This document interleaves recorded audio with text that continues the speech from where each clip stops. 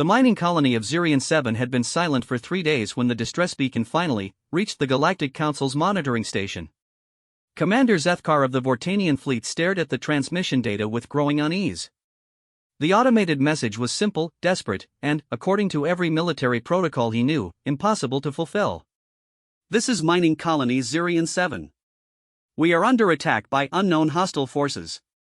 Our defense grid is down. Population, 4,000 civilians, mostly families. We have maybe 6 hours before they break through our final barriers. Requesting immediate military assistance from any council member species. Please, someone help us. The problem was not the request itself. The Galactic Council had protocols for exactly this situation. The problem was location. Zirion 7 sat in the Outer Rim territories, a full 7 days' travel from the nearest council military outpost. Even if they dispatched a fleet immediately, those 4,000 beings would be dead long before help arrived. Zethkar's secondary arms clicked nervously against his command console as he reviewed the tactical data. The attackers appeared to be Kresh Raiders, a species of nomadic pirates who specialized in hitting remote settlements. They were brutal, efficient, and had no interest in prisoners. When the Kresh finished with the colony, nothing remained but empty buildings and scorched earth. Sir, his communications officer spoke up, her voice tight with worry. We're receiving similar requests from 3 other Outer Rim colonies. The Kresh appear to be conducting coordinated strikes across the sector. The commander's mandibles clicked in frustration. 4 colonies. Thousands of innocent beings. And absolutely nothing he could do about it in time. The mathematics of space travel were unforgiving, and the Kresh knew it. They had chosen their targets specifically because they were too far from help. Send acknowledgement to all 4 colonies, he ordered finally. Inform them that council fleets are en route but will need 7 days to reach their positions. Advise them to prepare for siege conditions. It was a polite way of telling them to say their prayers. On Zirion 7, Colony Administrator Thymel received the council's response with the sort of hollow resignation that comes from having your worst fears confirmed.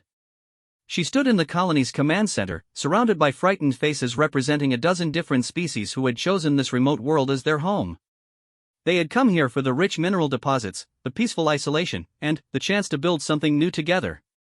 Now they were going to die for those same reasons. 7 days, she announced to the assembled emergency council. The nearest help is 7 days away. Dr. Venith, the colony's chief medical officer, spoke first. Our barriers might hold for 12 hours if we're lucky. The Kresh have been probing our defenses for 2 days now. They're not in any hurry because they know we can't run. Security Chief Gorbak, a grizzled veteran of several minor conflicts, shook his massive head. I've got 30 security personnel and maybe 200 civilians who have basic weapons training. The scanners show at least 3 Kresh battlecruisers out there, probably carrying 1,500 warriors each. We're looking at a force ratio of nearly 20 to 1. The numbers were impossible. Everyone in the room knew it. The Kresh weren't interested in prolonged sieges. They would assault the colony with overwhelming force, kill everyone inside, strip anything of value, and move on to their next target. It was a strategy that had worked for them across dozens of worlds. We could try to evacuate some of the population, suggested Transport Coordinator Nexel. Load up the cargo ships and make a run for it. Where? Thymel asked. The nearest inhabited system is 4 days away, and those cargo ships are barely spaceworthy. The Kresh would hunt them down in open space like prey animals. Silence fell over the group. Through the command center's windows, they could see families going about their daily routines in the colony's central plaza. Children played near the fountain while their parents worked or socialized. None of them knew that their world was about to end. Thymel had been a colonial administrator for 15 years. She had dealt with equipment failures, supply shortages, political disputes, and natural disasters. But she had never faced anything like this. Her job was to protect these people, and she was failing them in the most fundamental way possible. There is one other option, Dr. Venith said quietly. Everyone turned to look at her. The elderly Jinti physician rarely spoke during crisis meetings, preferring to focus on her medical duties. When she did offer opinions, they were usually worth hearing. The humans, she continued. I've been monitoring the emergency frequencies. There's a human exploration ship about 2 days out from our position. The silence that followed was different this time. Where before it had been hopeless, now it carried a strange mixture of desperate hope and skeptical doubt. Korvac spoke first. The humans? You mean the primitives who just joined the council last year? What could they possibly do that a proper military force couldn't? Dr. Venitha's tentacles writhed in what her species used as a shrug. I don't know. But they're closer than anyone else. And I've heard stories. What kind of stories? Vimel asked. The kind that sound too incredible to believe. They say humans don't calculate odds the way the rest of us do. They say when a human decides something needs to be done, mathematics become flexible. Transport Coordinator Nexel made a dismissive sound. Superstition. The humans are barely beyond their own gravity well. They have 1 colony ship and maybe a dozen exploration vessels in this entire sector. Even if they wanted to help, what could they do? But Vimel was already thinking. 2 days. The humans could reach them in 2 days, which was 4 days before the council fleet arrived. It probably wouldn't matter. The humans were newcomers to galactic society, with limited technology and no real military experience beyond their own planetary conflicts. But it was something. It was hope, even if that hope was built on desperation rather than logic. Send the transmission, she decided. Emergency frequency, maximum power. Tell them our situation and our coordinates. Ma'am, Korvac protested, I know you want to exhaust every option, but the humans are not soldiers. They're explorers and scientists.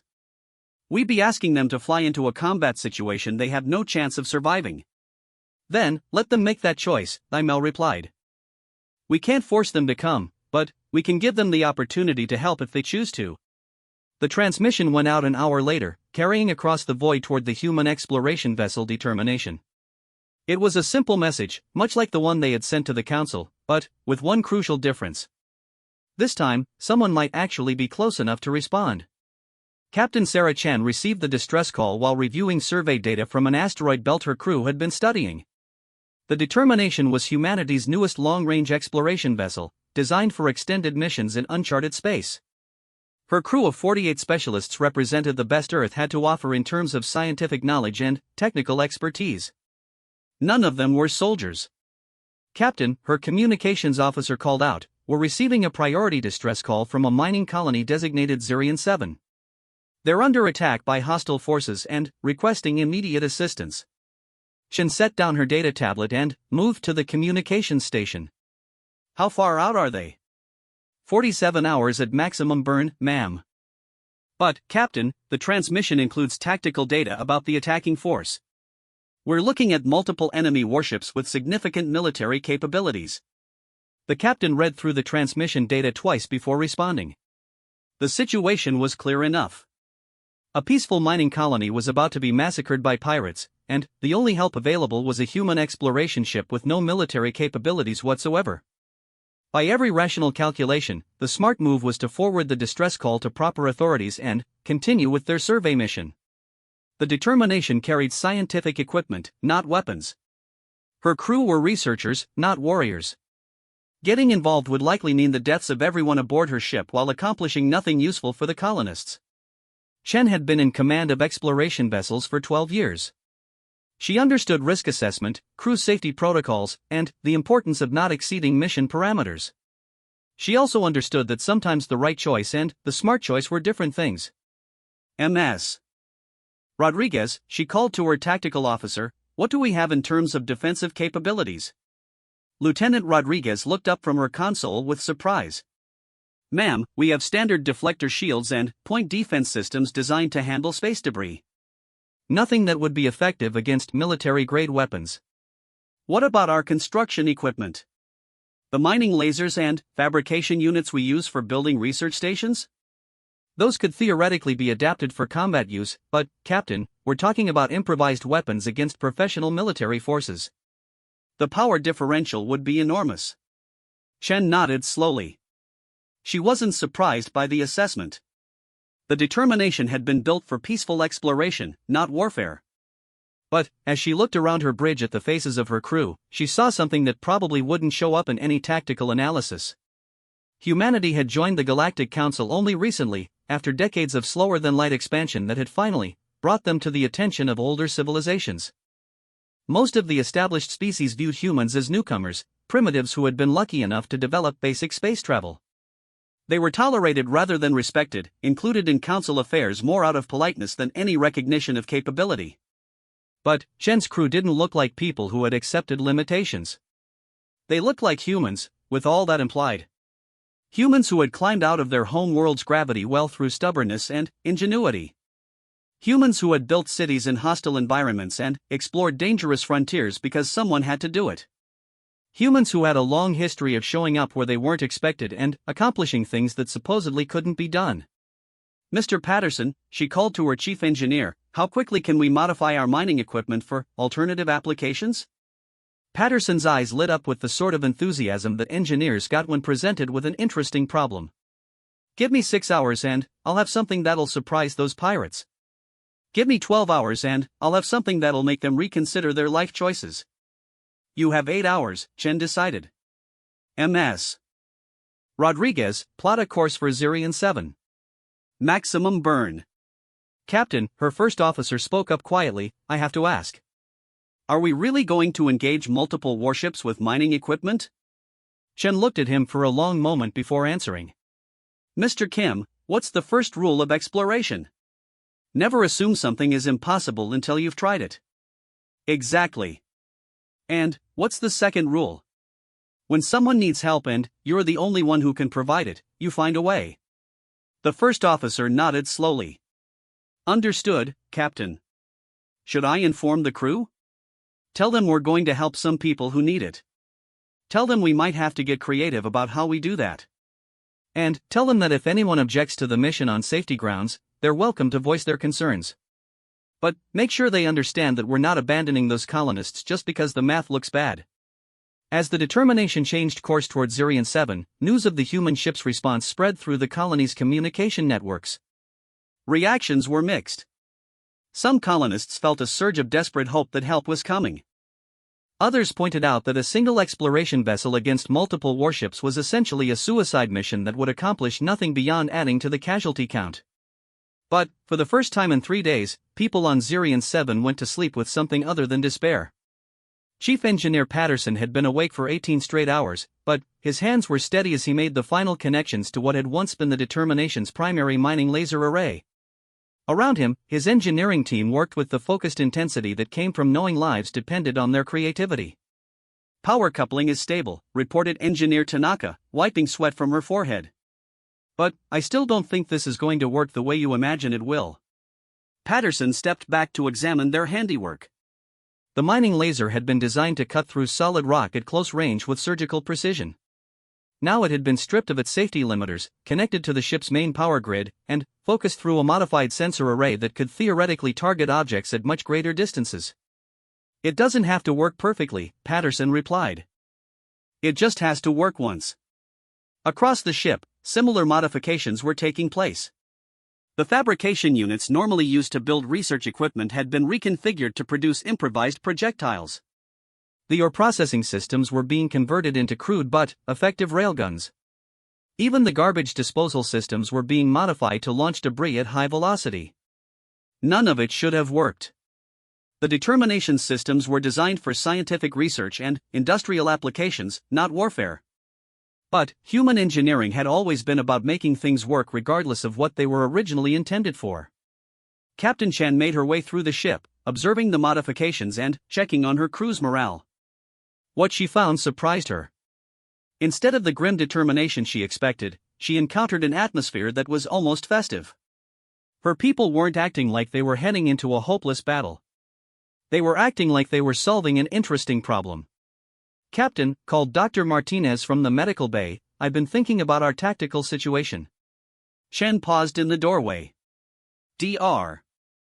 Martinez was the ship's chief medical officer, not a military strategist. But, like most humans, she had opinions about everything. "What's your assessment, Doctor?" "The Kresh are expecting either a military response or no response at all." They're not expecting a science ship to show up and start shooting mining equipment at them. That gives us a psychological advantage. How do you figure? Dr. Martinez smiled. Because we're about to do something completely insane, and they're not going to know how to react to it. Shock and confusion are force multipliers. It was an interesting point. The Kresh were professional raiders who had spent decades perfecting their methods. They knew how to fight military vessels and how to intimidate civilian populations. But they had no experience dealing with humans, and absolutely no protocols for handling a species that responded to overwhelming odds by getting creative. In the ship's communications center, Lieutenant Rodriguez was reviewing intelligence data about the Kresh that she had requested from Earth's database. What she found was both encouraging and terrifying. "Captain," she called when Chen arrived at her station, "I've got some information about our opponents that you need to see." The data painted a picture of a highly effective raiding force. The Kresh had been conducting these types of operations for nearly a century. They were skilled warriors with advanced technology and extensive combat experience. They had never suffered a significant defeat in their raids against civilian targets. "That's the bad news," Rodriguez continued. "The good news is that they've also never fought humans." Explain. According to this data, the Kresh prefer psychological warfare. They rely on fear and intimidation to break resistance before they even begin their assault. Their standard tactic is to demonstrate overwhelming force, then offer surrender terms that ensure complete victory with minimal losses. Chen nodded. And they've never encountered a species that doesn't calculate odds the same way they do. Every previous target has surrendered when faced with impossible mathematics. We might actually have an advantage here. Lieutenant, they still have multiple warships and we have modified mining equipment. Yes, ma'am. But we also have something they've probably never encountered before. Which is? Rodriguez grinned. Human stubbornness. Meanwhile, on Zirian 7, the colonists were preparing for what many believed would be their final day. The Kresh had been conducting harassment attacks for the past 6 hours, testing the colony's defenses and probably waiting for the inhabitants to lose their nerve. Administrator Thymel stood in the command center, monitoring the enemy's movements while trying to maintain some semblance of normal operations. Children were being moved to the most secure areas of the colony. Non-essential personnel were being armed with whatever weapons could be found. Emergency medical stations were being established. Administrator, called Communications Officer Plix, were receiving a transmission from the human vessel. They're requesting detailed information about our defensive capabilities and the colony's layout. Thymel moved to the communication station. Put them through. Captain Chen's voice came through clearly despite the interference from the Kresh jamming attempts. Zirian 7, this is Captain Chen aboard the exploration vessel Determination. We're 6 hours out from your position and would like to coordinate our approach with your defensive plans. Captain Chen, this is Administrator Thymel. I have to ask, what exactly are you planning to do when you arrive? Our scans show 3 Kresh battlecruisers with significant firepower. Your vessel appears to be a civilian exploration ship. That's correct, Administrator. We are a civilian exploration ship. But we're also human, and humans have a history of improvising solutions to impossible problems. Can you give us detailed information about the Kresh force positioning? Thymel shared what intelligence they had gathered. The Kresh ships were maintaining a loose formation about 50,000 kilometers from the colony, while outside the range of the settlement's limited defensive weapons. They appeared to be waiting for something, possibly the arrival of additional forces or simply the psychological breaking point of the colonists. Captain, Thymel said finally, I feel obligated to point out that this is essentially a suicide mission for your crew. The Kresh have never lost an engagement against civilian targets. Administrator, Chen replied, humans have never lost a war against impossible odds either. We'll see you in 6 hours. Security Chief Gorbach listened to the exchange with growing bewilderment. Did she just say humans have never lost a war against impossible odds? That's mathematically ridiculous. Dr. Venetha's tentacles writhed in amusement. Chief, I don't think humans approach warfare the same way we do. They seem to treat impossible odds as a personal challenge. But that doesn't make sense. You can't just ignore tactical realities because you feel challenged by them. Can't you? Dr. Veneth asked. When was the last time a galactic species survived first contact with orbital bombardment by hiding in caves and fighting back with primitive weapons? Never. No species has ever survived that kind of technological disadvantage. Exactly. Except for humans. They did it to themselves for thousands of years. Every time one human group developed a significant technological advantage, other human groups found ways to fight back and win anyway. Gorvok's mandibles clicked in confusion. That suggests humans are either incredibly lucky or incredibly stubborn. From what I've read of their history, Dr. Venith replied, I believe the answer is both. The Kresh fleet had been monitoring the approaching human vessel for the past 4 hours with growing puzzlement. Battle Commander VexTH had been conducting raids for 30 years, and he had never encountered anything like this situation. Commander, his sensor operator reported, the human ship continues to approach at maximum velocity. They show no signs of slowing or altering course. Are they attempting to communicate? No, sir. They're maintaining communication silence. VexTH studied the tactical display with growing irritation. The approaching vessel was clearly a civilian exploration ship with minimal defensive capabilities. It posed no meaningful threat to his battle group. But it was also behaving in a way that made no tactical sense. Standard protocol for this situation was simple. The civilian vessel should have either fled immediately upon detecting the Kresh fleet, or stopped at a safe distance to attempt negotiations. Instead, it was approaching at attack velocity while maintaining radio silence. Weapon status? VexTH asked. All ships report full readiness, Commander. Shall we destroy the approaching vessel? VexTH hesitated. Destroying the human ship would be trivial, but it would also be wasteful. The Kresh preferred to capture rather than destroy whenever possible, as prisoners and intact vessels had value in the slave markets. Signal the human vessel, he ordered. Standard surrender demand. Give them one opportunity to comply before we open fire. The transmission went out across standard emergency frequencies. It was the same message the Kresh had used successfully dozens of times before. Surrender unconditionally or be destroyed. Simple, direct, and historically effective. Aboard the Determination, Captain Chen listened to the surrender demand with the sort of calm attention she usually reserved for weather reports. Captain, asked her first officer, should we respond? Chen considered the question for nearly 30 seconds before answering. Mr. Kim, what do you think those pirates would do if we told them we were going to fight them with mining equipment? They'd probably laugh, ma'am. Exactly. And laughing enemies make mistakes. Let's keep them guessing. The Determination continued its approach without acknowledging the Kresh demands. On the pirate vessels, confusion was beginning to turn into concern. The human ship was now close enough to be considered a potential threat, even though its weapons systems appeared to be non-existent. Commander, the sensor operator called out, I'm detecting unusual energy readings from the human vessel. Their power distribution doesn't match any civilian configuration in our database. VexTH moved to examine the sensor data personally. The human ship was indeed showing abnormal power signatures, but the readings were inconsistent with any known weapons systems. Whatever they were doing over there, it wasn't following standard patterns. Range to target? 20,000 kilometers and, closing, Commander. Open fire. Disable their engines but leave the ship intact for boarding. The first Kresh weapons burst lit up the darkness between the two forces. Plasma charges designed to disable rather than destroy streaked across the void toward the approaching human vessel. It was a measured response, calculated to end the encounter quickly without unnecessary destruction. The Determination's shields flared as they absorbed the incoming fire. The ship shuddered but maintained course and velocity. Emergency alarms began sounding throughout the vessel as damage reports started coming in. Shields down to 60%, reported Rodriguez. But the modifications are holding. Mr. Patterson, Chen called down to engineering, are we ready? As ready as we'll ever be, Captain. Remember, we only get one shot at this. Chen nodded and opened ship-wide communications. All hands, this is the captain.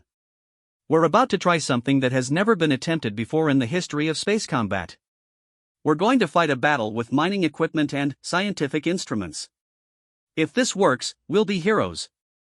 If it doesn't work, we'll be a footnote in someone else's history. Either way, we're not backing down.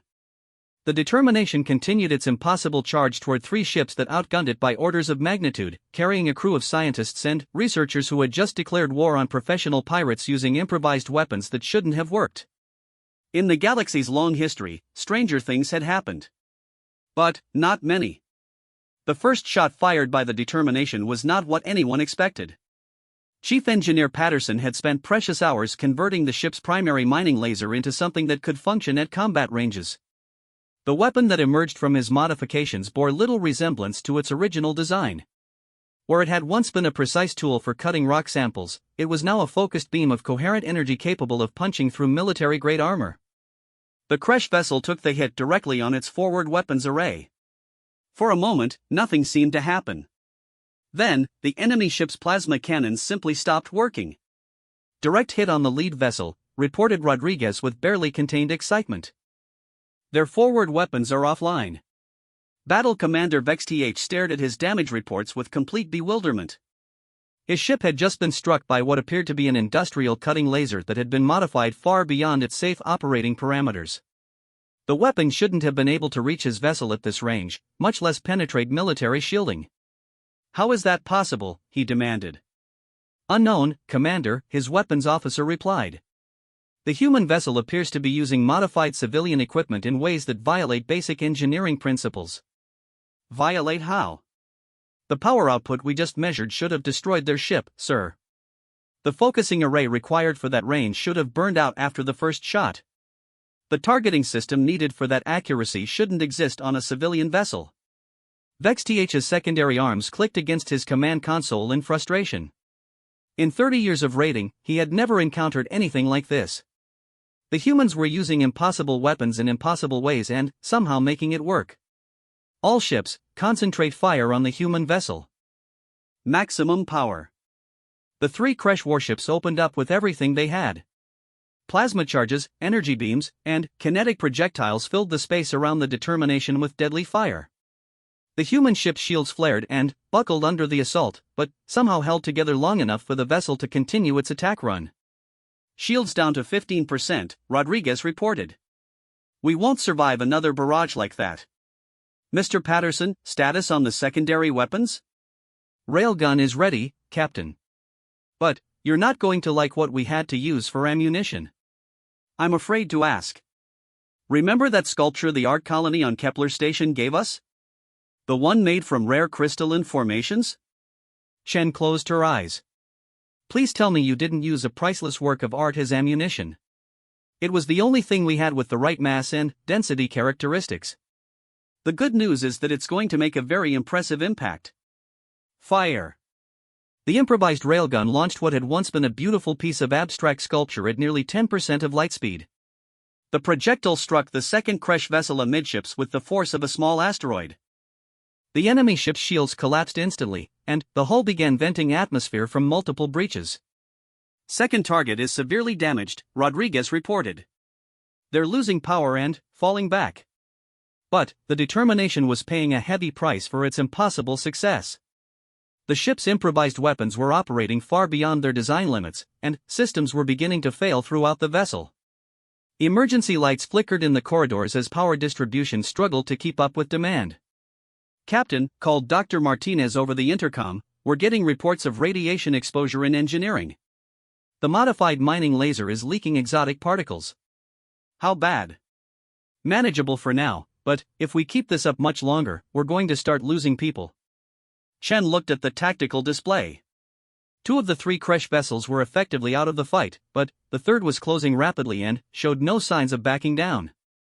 The Determination had maybe one more shot before its improvised weapons systems failed completely. "Mr. Patterson, what do we have left?" "1 mining charge, Captain. We rigged it to detonate on proximity, but we'll have to get close enough to guarantee a hit." "How close?" "Close enough that the explosion might take us with them." Chen considered their options for exactly 3 seconds. "Do it." The Determination turned toward the remaining Kresh vessel and accelerated to ramming speed. To outside observers, it must have looked like a suicide run by a crew that had finally lost their sanity. The reality was only slightly different. Battle Commander VexTH watched the approaching human ship with growing respect and terror. These beings were clearly insane, but they were also proving to be remarkably effective in their insanity.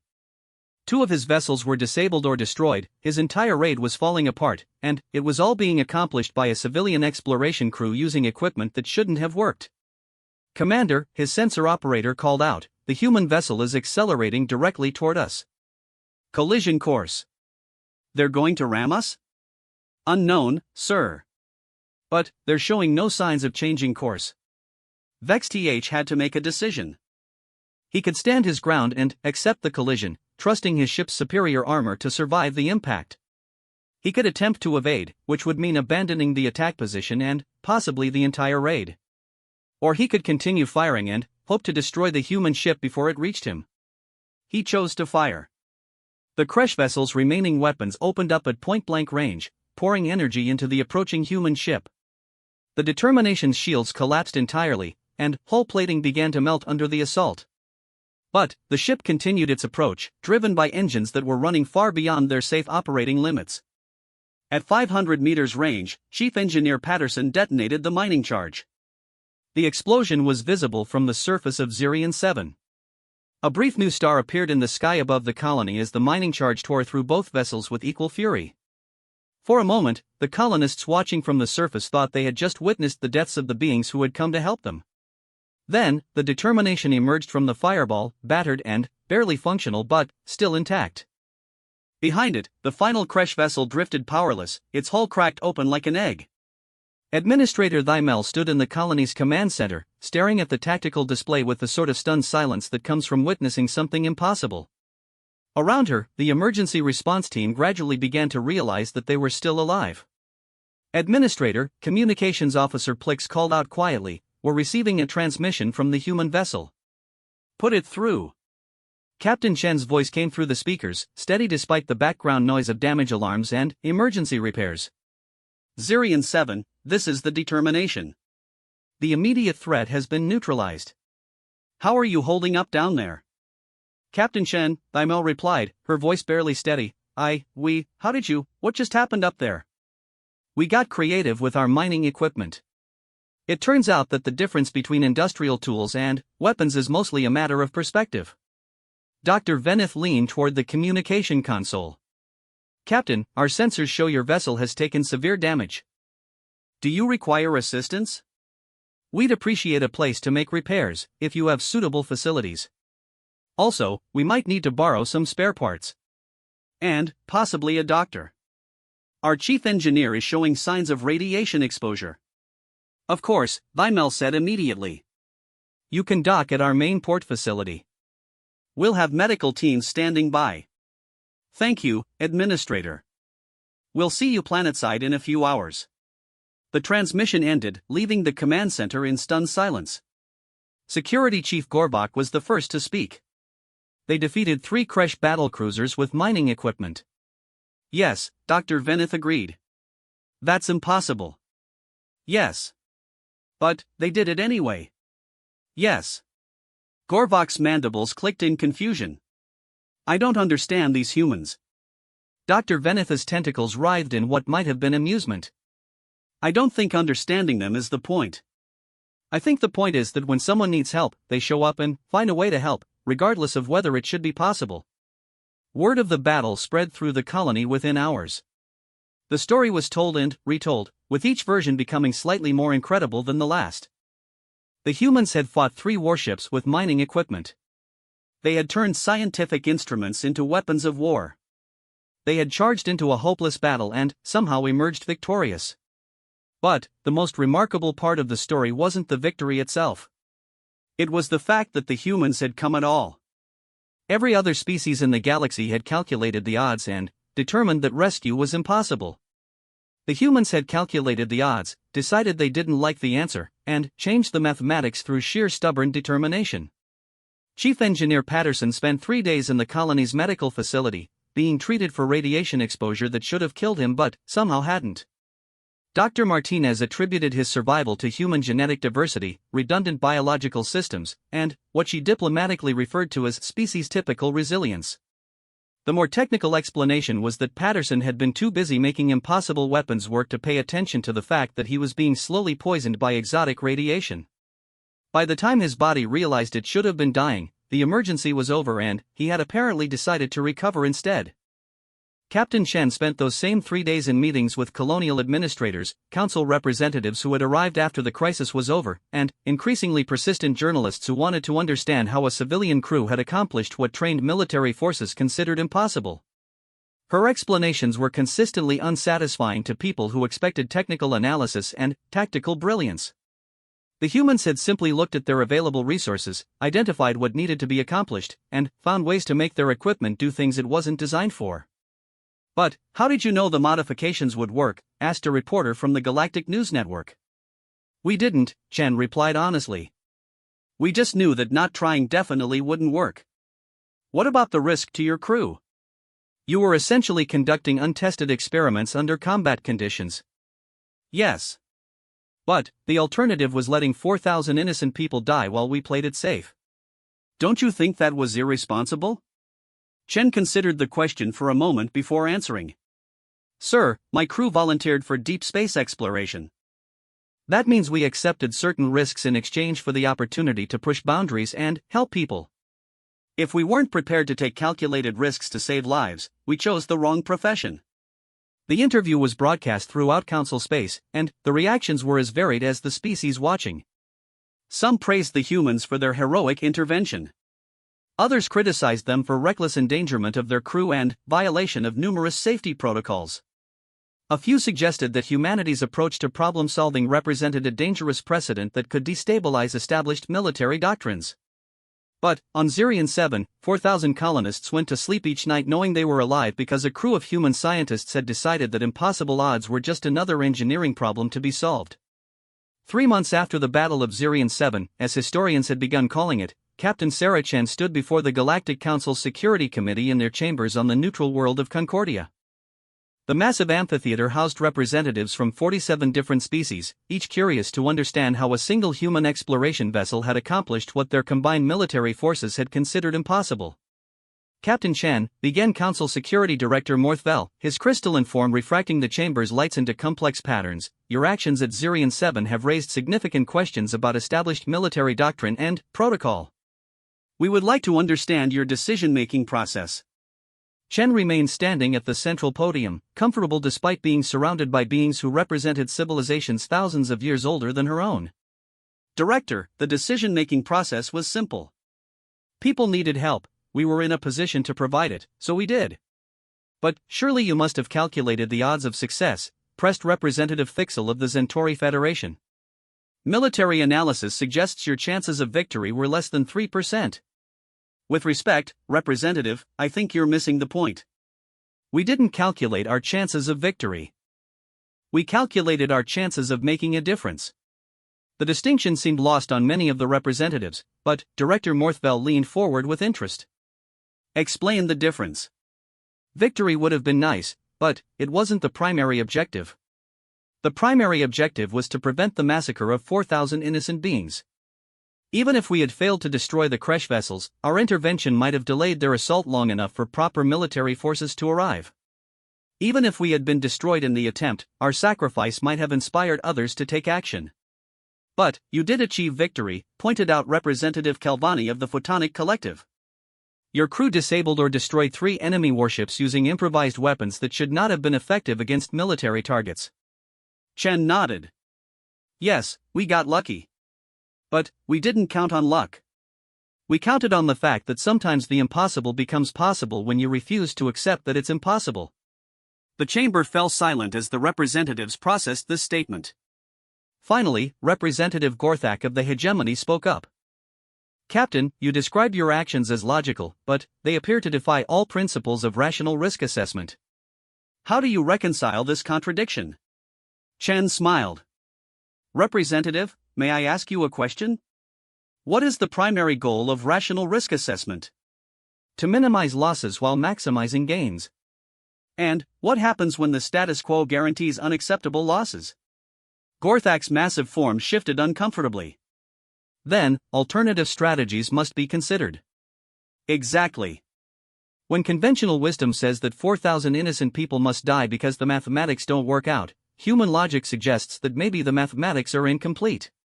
Director Morthville's form pulsed with what Chen had learned to recognize as intense thought. You're suggesting that humans approach problem solving differently than other species? I'm suggesting that humans have a cultural tradition of questioning assumptions that everyone else takes for granted. When someone tells us something can't be done, our first instinct is to ask why not. And, if the reasons are sound? Then, we ask if there might be another way to approach the problem. If the answer is still no, we ask if we might be able to change the parameters of the problem. If that's still not possible, we ask if we might be able to redefine what success looks like. Representative Fixel made a sound that Chen's universal translator interpreted as skeptical laughter. Captain, you make it sound as if determination alone can overcome physical limitations. Not determination alone, Chen corrected. Determination combined with creativity, adaptability, and a willingness to accept calculated risks. Also, it helps if you have a really good engineer. The comment drew what passed for laughter from several species, but Chen could see that many of the representatives were still struggling with the concept. To minds that had been shaped by millions of years of galactic civilization, human problem-solving methods looked less like logic and more like controlled chaos. Captain, Director Morthville said finally, we've received reports that similar incidents have occurred throughout human space. Exploration crews discovering new solutions to old problems, civilian vessels accomplishing military objectives, research teams making breakthroughs that established science said were impossible. Is this a pattern we should expect to continue? Chen considered the question carefully. Director, humans have been solving impossible problems for our entire species' history. We've built cities in deserts, farms in frozen wastelands, and civilizations on continents separated by vast oceans. We've survived ice ages, plagues, and wars that should have destroyed us. We've developed technologies that our own scientists said were impossible, and explored environments that should have killed us. And you believe this will continue as you expand into space? I believe humans will continue to be human. We'll continue to look at problems that everyone else has given up on and ask if there might be a solution nobody has thought of yet. We'll continue to take risks that seem irrational to preserve things we think are important. And we'll continue to surprise people who assume they understand the limits of what's possible. Representative Kelvani's photonic form flickered with curiosity. Captain, do you believe other species could learn to think like humans? I think every species has its own strengths. Humans aren't better than anyone else, we're just different. We approach problems from angles that most people don't consider because our entire evolutionary history taught us that the obvious solution is usually not available. What do you mean? We're not the strongest species, or the fastest, or the smartest. We don't have natural armor, or claws, or the ability to survive in extreme environments. For most of our evolution, we succeeded by being more adaptable and more stubborn than anything else on our planet. We learned to use tools because we needed them to survive. We learned to cooperate because we were too weak to succeed alone.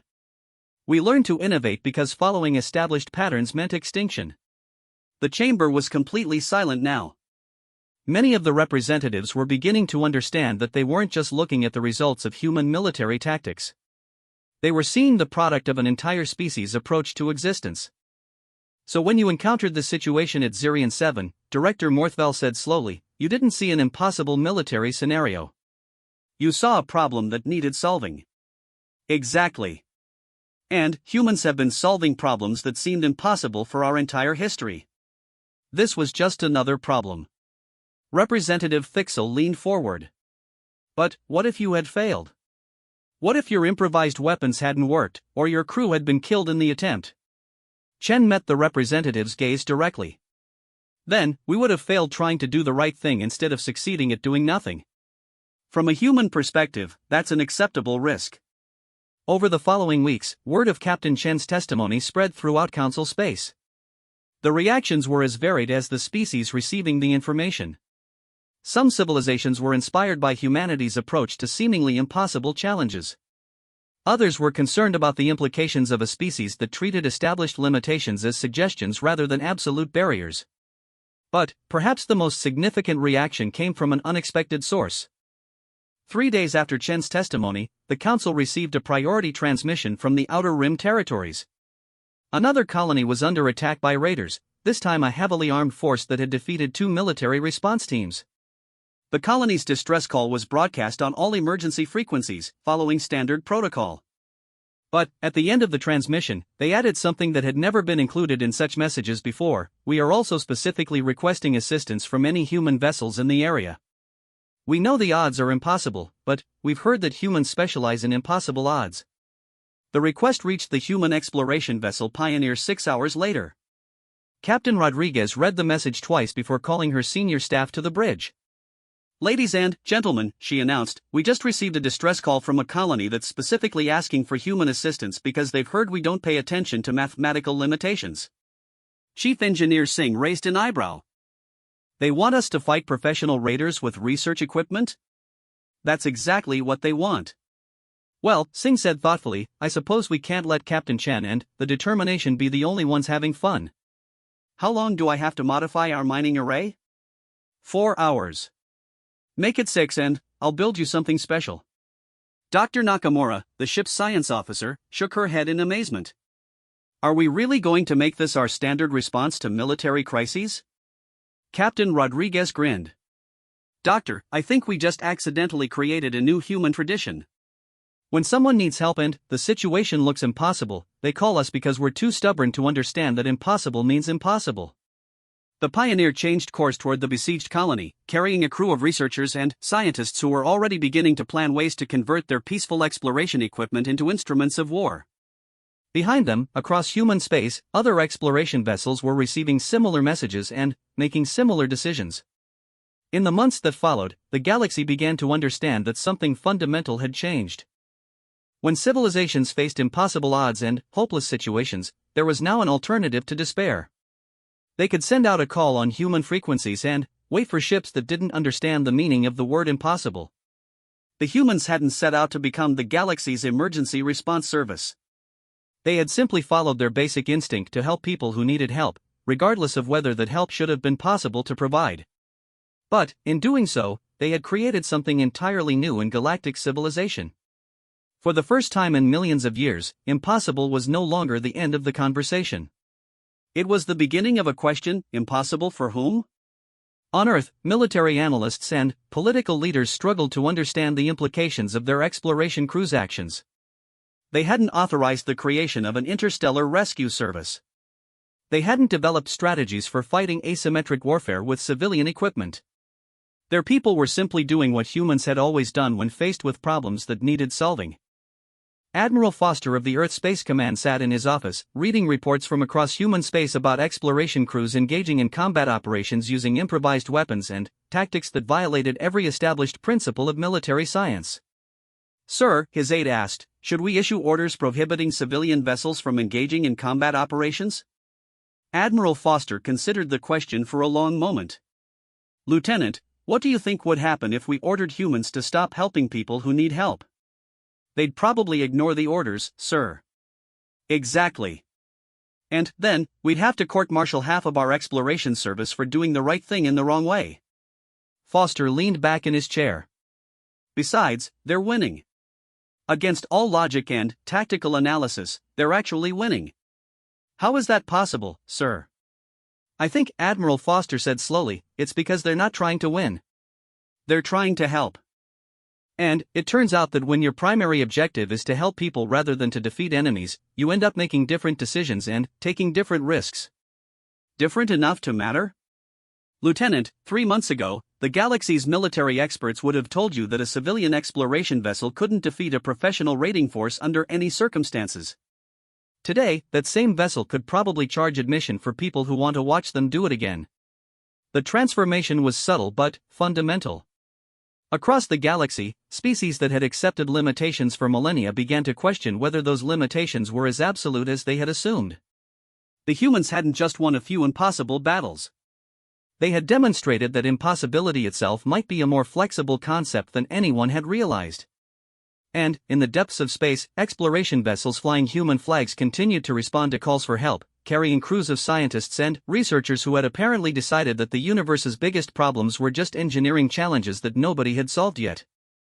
When someone needed help and no one else would answer, human warriors rained down from above. Not because they were warriors, but because they were human, and humans had never learned to accept that some people couldn't be helped.